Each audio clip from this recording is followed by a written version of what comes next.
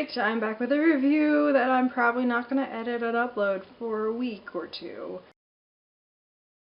Today I'm going to be reviewing Still Point of the Turning World by Emily Rapp. This book was published in March of 2013 by Penguin. This book has 272 pages. This book only has 439 ratings on Goodreads. This book is a memoir, actually by a local author, at least local to me. She has a child, and at 9 months of age, she knows that the child, or her son, still looks like he's 6 months old, so they, there's some developmental issues, and so they take him into the pediatrician, and the pediatrician immediately recognizes that the child has Tay-Sachs disease, which is a genetic disorder, and it's always fatal. I think typically the Tay-Sachs children live till they're about 3 years old, but they're always locked at like age 6 months.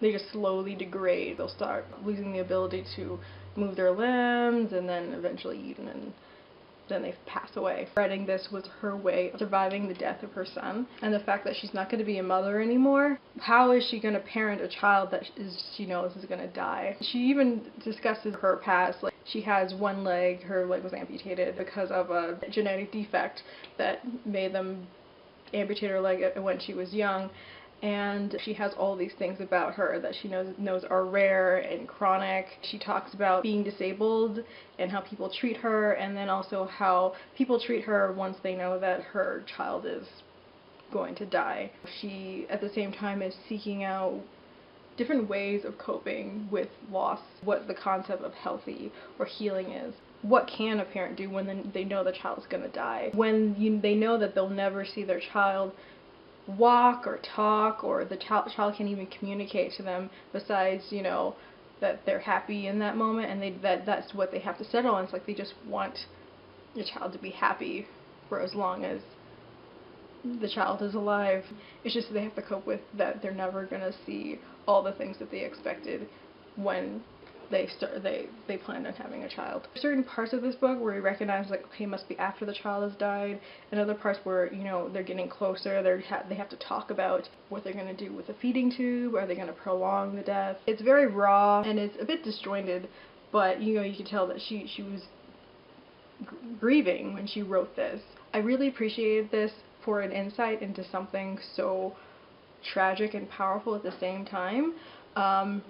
I felt that it was kind of disjointed to the point that I don't know how this was edited, or if the editor kind of took a step back based on the subject matter, but the chapters and time would jump around, and I don't know if that was intentional. The different chapters are almost like you can tell that she wrote a chapter and then, stuff happened, and all the chapters aren't really in sequential order, building up to the child's death and exactly how they handle that moment. And I was kind of surprised that, this might be a spoiler, but you never actually see that moment. I gave this 3 out of 5 stars. I would have given like a 3.5, but I kind of, because the memoir was a bit disjointed and the ending is just super abrupt, personally for me, so I didn't want to round up, but I do think that this is a worthwhile read, just having an insight into such an emotional event in someone's life. That was my review. I hope you guys have a